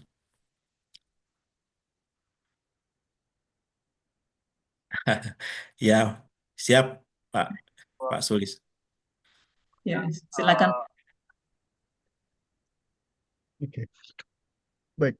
Saya rasa udah, mungkin ada lagi Bapak Ibu yang ingin ditanyakan atau mau disampaikan. Oke, Kalau di ini kampus gini Pak, kalau di kampus-kampus internetnya kenceng nggak? Alhamdulillah kalau di tempat Pak, nah, lancar, nggak ada masalah untuk download lancar semua Pak. Iya. Kalau kurang kenceng, gimana kita mau ngasih mahasiswa bagus kalau internetnya lelet, Pak? Ya, tergantung Ya, bayarnya kan Pak kalau ya. Nah, ya itu. Tapi ya sebenarnya Pengen nyampe belum? kalau ya mudah-mudahan, mohon doa, mudah-mudahan bisa bisa lebih murah nih Bisa kalau di internet murah gitu ya Pak. Jadi, eh, terutama oh, tadi kalau kalau fibernya itu bisa lebih efisien gitu ya. Karena hmm, tapi mungkin bisa gitu ya teman-teman bantu gini. kira-kira demand-nya berapa sih di kampus gitu, secara traffic gitu Bu. Nanti saya naik sama operator, ini segini udah banyak loh, murahin dong. Apalagi kita mau, ya katakanlah STEM ya Pak Presiden apa, concern masalah sains teknikal ini ya. Nah masa internet dikasih lelet gitu kampus-kampus, mahal misalnya lelet dan mahal gitu. Ini ini mungkin peran Forte nih Bu, nanti bisa diagregasi demand-nya berapa, lokasi di mana, tarifnya berapa ya biar ntar kami yang nego gitu. Tapi semakin banyak operator ini kan Nggak apa-apa, operator kan semakin banyak, tetapi kalau bisa efisien kan Bu. Apa namanya? eh Dia sebenarnya kalau fiber kan tinggal nama sinarnya aja Bu, tiknya aja. Nah, cuma karena terlalu apa, cost-nya terlalu mahal karena masang kabelnya susah Bu. Kalau masang kabel di kota kan banyak banyak, kalau orang sana banyak puntennya gitu, banyak izinnya gitu. Nah itu yang jadi cost mahal Bu.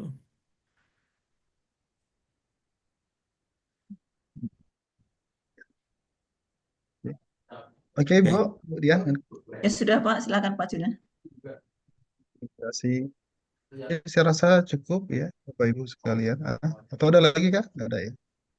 Oke, saya rasa cukup. Terima kasih Pak Denny atas pemaparan dan presentasinya. Saya kembalikan eh, ke moderator. Silakan Pak Mufi.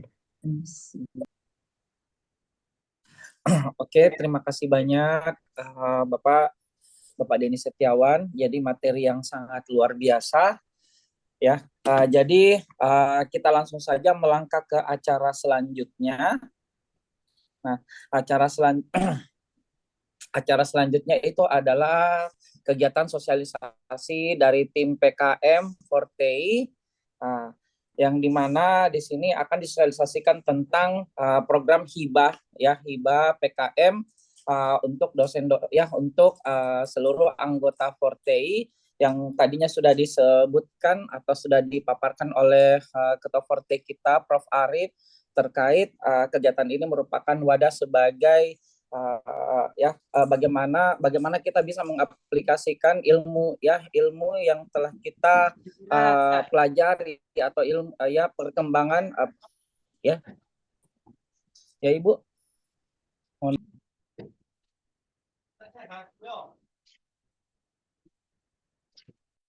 Oke, mohon maaf saya lanjut lagi. Ya, jadi saya lanjut, kegiatan kita ini berupa sosialisasi program hibah PKM Fortei yang dimana akan dibawakan oleh Insinyur Sirmayanti STM Engineering PhD IPU ASEAN Engineering.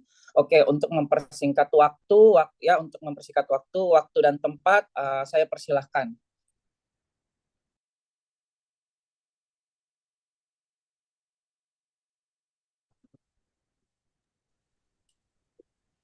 Apakah Ibu Sirma ada di tempat? Baik, kita akan dulu gimana Pak Mufi, bisa dengar dengan baik? Oh iya. Ya. Oke. Untuk Silakan Bu. kesempatan ini, terima kasih Pak Mufi. Assalamualaikum warahmatullahi wabarakatuh kepada Bapak Ibu sekalian, serta dari terima kasih untuk kesempatan ini juga kepada kita yang sudah berikan tadi. Putus Bu, mohon izin suara apa? Mungkin jaringannya nih ya Pak. Speednya kok kencang kali.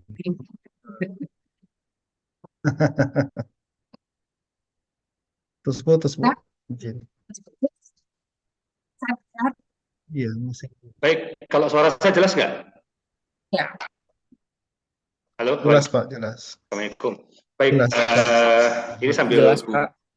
sambil Bu Sirma mungkin benerin jaringan, saya juga sebenarnya agak sedikit kendala dengan jaringan. Tapi saya coba. Baik, selamat sore Bapak Ibu, assalamualaikum warahmatullahi wabarakatuh.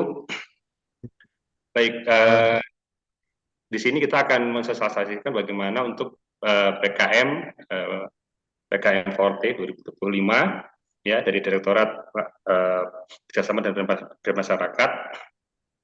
Baik, di sini saya tolong diberi akses untuk share screen ya.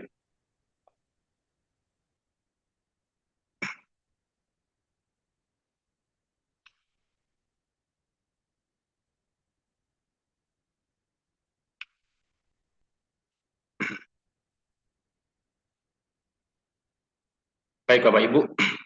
Nah, di sini sebelumnya perkenalkan diri, saya Astor Budianto.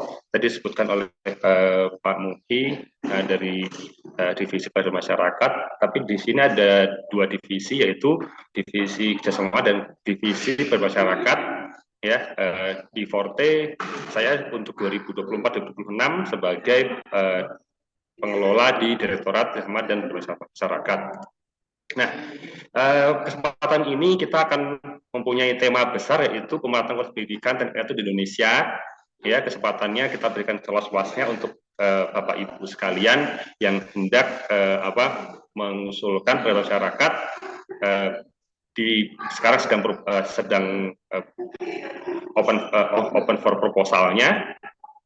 Nah, sebelumnya saya perkenalkan dulu Bapak Ibu di Forte. Di sini ada Ketua Prof. Arief, Wakil Ketua Prof. Faisal, Sekjen Bendahara Umum, itu saat sekarang 2024-2026 itu di UI, direktoratnya ada 4, kami di direktorat yang ketiga. Nah, di sini kami sebagai pengelolanya untuk direktorat ini, Budianto, Wakil Direkturnya itu Bu Yuni, Sekretarisnya itu Bu Yuli. Nah, dan untuk subdirektorat kerjasama itu Prof. Sendari dengan anggota Pak Zainal, Pak Ikhlas Kita, Pak Adi Mulyadi, Pak Andi Saifuddin, dan Pak Yusron, Prof. Yusron. Dan untuk yang di masyarakat, di sini ada Bu Sirma, Pak Janet Tijoh, Pak Tahrir, Pak Febi, dan Pak Indra. Nah, program utamanya seperti ini. Nah, masuk pada panduan daripada masyarakat 2025 ini. Beberapa saat lalu sudah kita launching, untuk sekarang sedang open for proposalnya. Nanti Bapak Ibu silahkan menanyakan terkait detailnya untuk bagaimana cara pengusulan pengadaan masyarakat ini. Nah, ini untuk panduan lengkapnya Bapak Ibu bisa akses pada s.id panduan PKM Forte 2025 dan pengajuannya pada s.id usul proposal PKM Forte 2025. Dan ini sudah bisa diakses di sosial medianya Forte secara official di IG-nya Forte. Nah, tema besar dari pengadaan masyarakat ini adalah terkait teknik elektro untuk pendirian pangan dan energi. Nah, ini syarat-syaratnya adalah ketentuan umum. Di sini Bapak Ibu bisa mengusulkan, ya, ketentuannya adalah bagaimana partisipasi dari Bapak Ibu di teknik elektro. Saat sekarang itu alhamdulillah ada 200 lebih, ya Prof. Arief izin, itu ada 200 lebih institusi yang tergabung di Forte, 300 bahkan, dan sampai ribuan, hampir ribuan peserta Forte, anggota Forte. Nah, ini adalah kesempatan kita coba untuk yang pertama kali Forte mengadakan pengabdian masyarakat. Ya, tema utama adalah teknik elektro untuk pendirian pangan dan energi. Sifatnya di sini adalah institusi dan bidang dalam rumpun teknik elektro. Nah, nanti Bapak Ibu bisa berkolaborasi secara aktif, ya. Di sini mahasiswa dosen dan mahasiswa yang sifatnya aktif. Nah, jumlah anggota minimum adalah 4 orang dan maksimum sebanyak 6 orang. Nah, ketua dan anggota Forte itu wajib melampirkan bukti keanggotaan Forte aktif. Alhamdulillah di sini sudah hadir Prof. Arief beserta di sekretariat yang nanti mungkin bisa menjelaskan lebih lanjut bagaimana terkait keanggotaan aktif itu bagaimana. Melibatkan kolaborasi perguruan tinggi, anggota mahasiswa yang terlibat cukup dilengkapi dengan lampiran jumlah mahasiswa tidak terbatas. Nah, mitranya ini sangat luas Bapak Ibu, komunitas, kelompok usaha, lembaga pendidikan, institusi masyarakat, yang lain-lain. Sumber dananya ini ada sumber dana dari Forte. Pengadaan masyarakat ini diusulkan untuk maksimum 20 juta per proposal. Jadi cukup menarik saya rasa bila mana akan diusulkan oleh Bapak Ibu. Ya. Sedangkan untuk pencariannya itu di dalam 2 termin. Ya, termin pertama adalah 70% dari nilai kontrak. Misalkan kontraknya bernilai 20 juta, maka termin pertama itu akan cair 14 juta dan tahap keduanya itu ada sisanya. Jangka waktu pelaksanaan PKM itu 6 bulan, Bapak Ibu. Di situ sudah dari pendanaan, termasuk pelaksanaan, monitoring, monet, laporan, dan berlangsung mulai dalam tahun 2025 ini, mulainya. Pelaporan dan evaluasi, tim pelaksana menyampaikan laporan progress report dan laporan akhir kegiatan. Evaluasi dilakukan oleh tim reviewer Forte.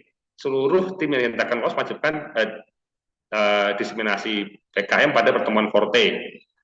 Insya Allah nanti akan dilaksanakan untuk pertemuan Forte, mohon izin, itu di Temunas, insya Allah di bulan September di Surabaya.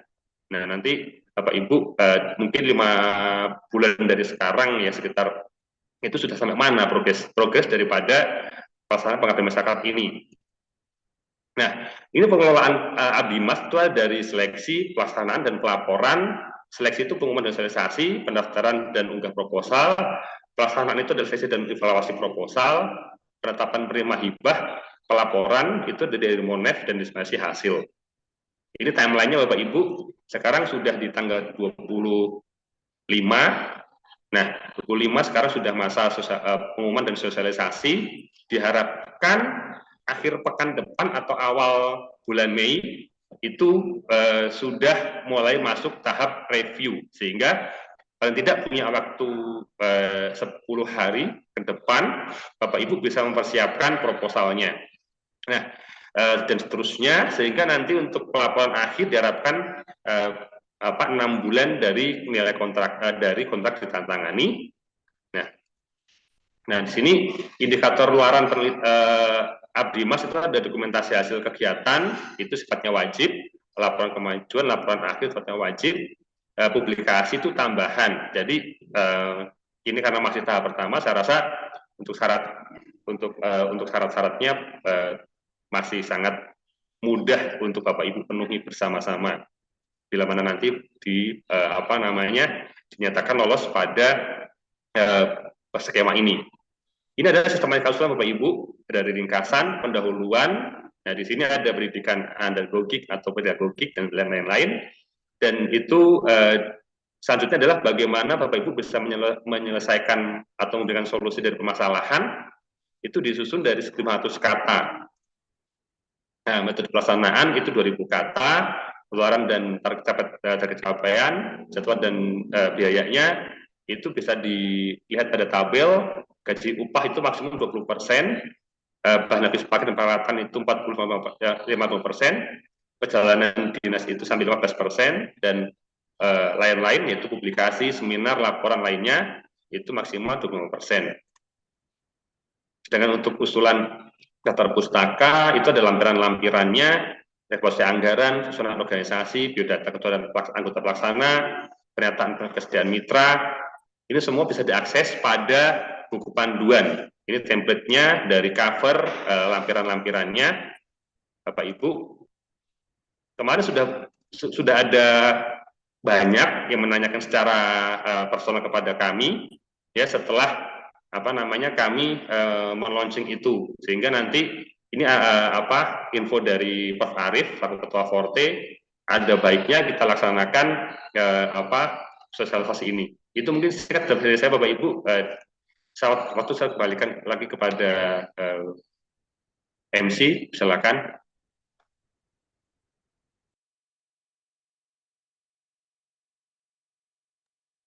Atau ada pertanyaan Bapak Ibu?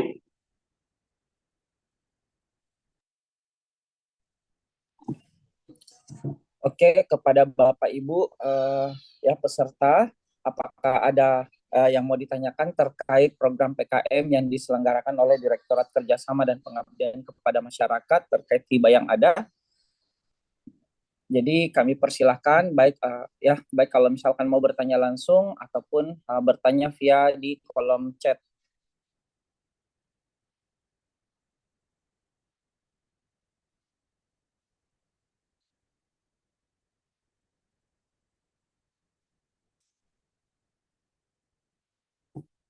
Oke, permisi Prof. Ini ada 2 pertanyaan. Jadi pertanyaan pertama,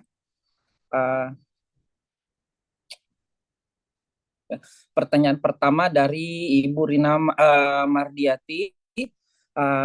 Pertanyaan berupa izin bertanya, saya start pengusul, apa yang dilampirkan itu keanggotaan prodi aktif atau individu? Jadi ini terkait syarat pengusul, apakah ketua pengusulnya ya, apakah ketua pengusulnya ini merupakan dosen yang merupakan beliau itu memiliki keanggotaan aktif secara individu ataupun prodi. Ya, terima. Oke, langsung dijawab aja, Prof. Baik, untuk syarat-syaratnya itu untuk keanggotaan Forte baik prodi ataupun individu itu adalah aktif. Dan kemarin tuh banyak pertanyaan ke saya justru bagaimana untuk aktivasi. Makanya di sini alhamdulillah hadir dari sekretariat yang menjawab. Jadi jawaban dari pertama tadi adalah prodi dan prodi serta individunya adalah anggota aktif Forte. Itu yang pertama. Ada pertanyaan lagi mungkin berikutnya? Oke, ada lagi Prof. Jadi pertanyaan berikutnya ini berasal dari Bapak Lukman. Beliau menanyakan terkait kategori luaran yang ditargetkan pada kegiatan ini, Prof. Ya. Jadi langsung dijawab, mungkin bisa langsung dijawab aja, Prof. Iya, terkait beliau menanyakan terkait target luaran untuk program PKM ini. Nah, seperti tadi saya sampaikan pada paparan tadi, ya, target luaran daripada kegiatan ini karena masih sifatnya pertama sekali. Itu yang pertama itu adalah dokumentasi hasil kegiatan, yaitu dalam media digital, TV, koran, cetak ataupun online. Dan laporan kemajuan serta laporan akhir itu aja yang wajib. Bila mana ada proceeding, ada jurnal, itu ada tambahan, gitu Pak. Jadi cukup dengan liputan media itu sudah cukup untuk keluaran wajibnya Pak. Oh iya, terima kasih banyak Prof. Kemudian ada lagi pertanyaan ini dari Bapak Seno Panjaitan. Terkait apakah PKM harus berupa teknologi atau solusi permasalahan masyarakat yang nantinya akan dihibahkan atau bisa dalam bentuk pelatihan atau BIMTEK. Jadi ini juga mewakili pertanyaan saya, Prof. Jadi misalkan saya dari program studi teknik listrik. Jadi salah satu bentuk kegiatan PKM yang pernah saya lakukan adalah pelatihan instalasi listrik di salah satu SMK yang ada di Kabupaten di Sulawesi Selatan. Apakah boleh kegiatannya seperti itu, Prof? Terima kasih. Baik, secara umum untuk kegiatan pertama ini kita belum itu Bu Sirma sudah share file di kolom chat ya, di kolom chatnya. Jadi secara umum itu untuk sekarang ini diizinkan ya. Nanti mungkin Bu Sirma selaku ketua divisinya bisa menjelaskan lebih detail ya Bu, bagaimana untuk kegiatan yang diizinkan. Silakan Bu Sirma.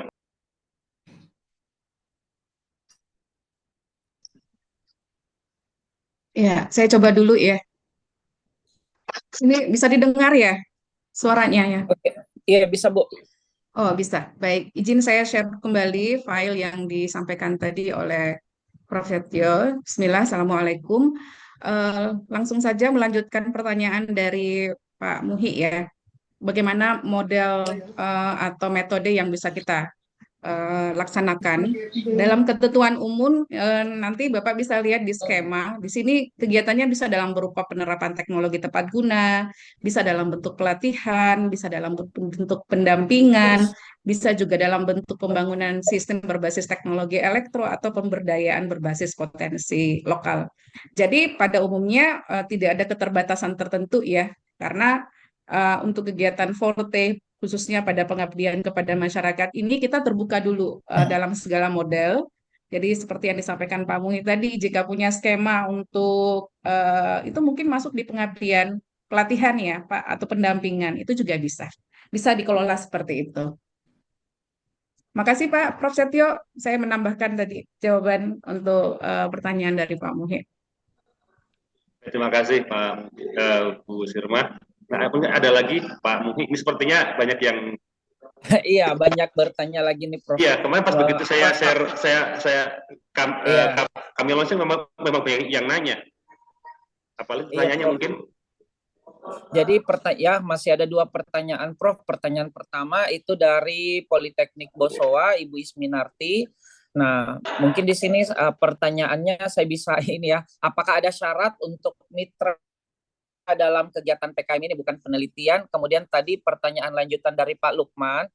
Nah, untuk keanggotaan dalam pengajuan hibah ini, apakah ada syarat tersendiri, Prof, terkait status anggotanya? Jadi misalkan saja satu anggotanya itu ya dalam maksudnya di sini adalah anggota yang dengan mempertimbangkan domisili. Jadi maksudnya satu anggota di sini berasal dari Serpong, satunya dari Depok, mungkin satunya lagi dari provinsi lain.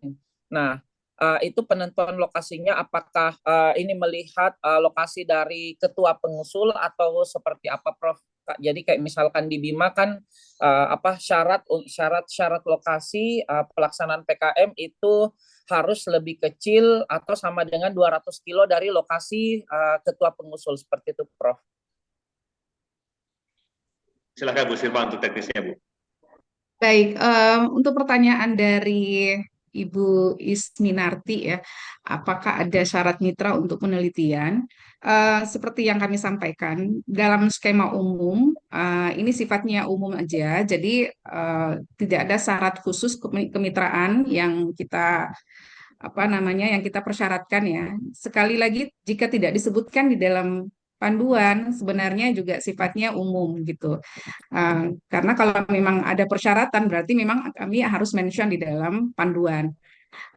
Syarat mitranya bagaimana? Kalau memang sifatnya pendampingan, tentu mitra yang bersangkutan adalah yang memang membutuhkan kelompok pendampingan ya. Jadi kegiatan pengabdian kepada masyarakat ini memang lebih ditujukan kepada kelompok masyarakat, baik kelompok industri ataupun kelompok rumah tangga dengan skala kecil, disesuaikan dengan komposisi dananya, karena kalau misalnya lebih terbuka, kalau misalnya ada in-kind dari mitra yang bisa sama-sama memiliki kontribusi di dalam kegiatan ini, tentu akan lebih baik. Tetapi kami menyediakan anggaran dengan maksimum 20 juta, tentunya ini disesuaikan dengan kebutuhan kelompok masyarakat. Demikian Bapak Ibu, mudah-mudahan bisa menjawab pertanyaan. Kemudian bagaimana sistematika dengan koordinasi lintas provinsi ya atau lintas perguruan tinggi? Sebenarnya memang terbangunnya program pengabdian kepada masyarakat ini kita menginginkan bahwa seluruh anggota Forte memiliki keterlibatan bersama. Disesuaikan saja Bapak Ibu, penentuan lokasinya tidak mesti harus disesuaikan dengan di mana ketua berada. Kalau memang ada mitra yang dituju kemudian berada di luar dominasi atau domisili ketua, tetapi salah satu anggotanya juga terlibat di situ, saya rasa itu tidak menjadi penentu kami juga untuk menilai ya.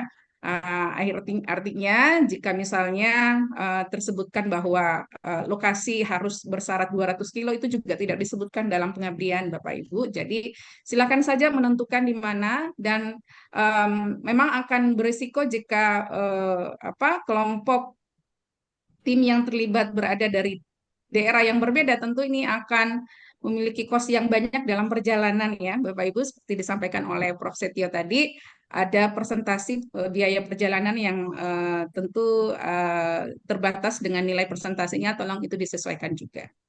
Demikian Bapak Ibu, Prof. Setio jika ingin menambahkan juga silakan. Oke, ya kalau saya lihat dari kolom chat ini masih banyak lagi yang ingin ditanyakan, akan tetapi kita terbatas dengan waktu yang ada. Jadi untuk teman-teman ya Bapak Ibu dosen ya yang ingin bertanya lagi terkait program hibah PKM ini bisa langsung menghubungi kontak person yang tertera pada panduan yang ada ya. Jadi sekali lagi terima kasih kepada tim Direktorat Kerjasama dan PKM terkait pemaparan hibah PKM Fortei tahun 2025. Jadi kita melangkah ke acara penutup.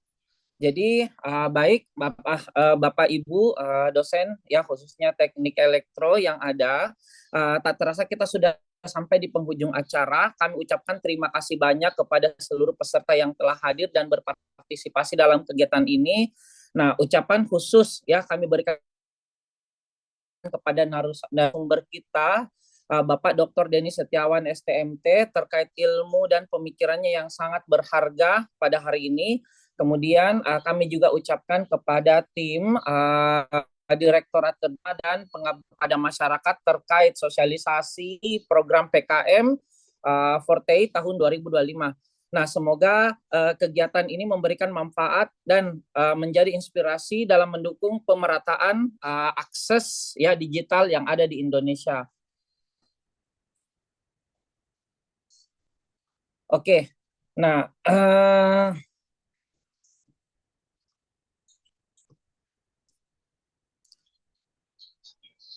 Oke, jadi ya sebelum saya tutup, bagi Bapak Ibu yang tadi tertarik untuk mengikuti program hibah ini, jadi bagi yang belum bergabung bergabung menjadi member Fortei, di kolom chat telah disematkan oleh Ibu Sirma tata cara pendaftaran menjadi anggota Fortei. Nah, jadi silakan Bapak Ibu, silakan terlebih dahulu mendaftar jika Bapak Ibu ingin mengikuti jika Bapak Ibu ingin mengikuti dan mensubmit ya proposal kegiatan PKM yang ada. Oke, jadi saya lanjut lagi. Ya, semoga kegiatan kita ini memberikan manfaat dan menjadi inspirasi bagi kita semua ya, yang dimana ini menjadi wadah dalam bidang keilmuan khususnya di teknik elektro. Oke, saya selaku pembawa acara mohon maaf saya selaku pembawa acara mohon maaf atas segala bentuk kekurangan yang terjadi pada kegiatan kita pada hari ini. Sampai jumpa di kegiatan Fortei Fortei bulan depan ya, Fortei yang kelima. Terima kasih banyak. Jadi assalamualaikum warahmatullahi wabarakatuh. Selamat sore dan salam sejahtera buat kita semua. Oke, di akhir acara mungkin bisa ya Bapak Ibu peserta mungkin ya begitu pula pemateri kita ada foto sesi bersama. Jadi dimohon untuk mengaktifkan aktifkan cam ya, diaktifkan cam yang nantinya kita mau mengambil foto bersama.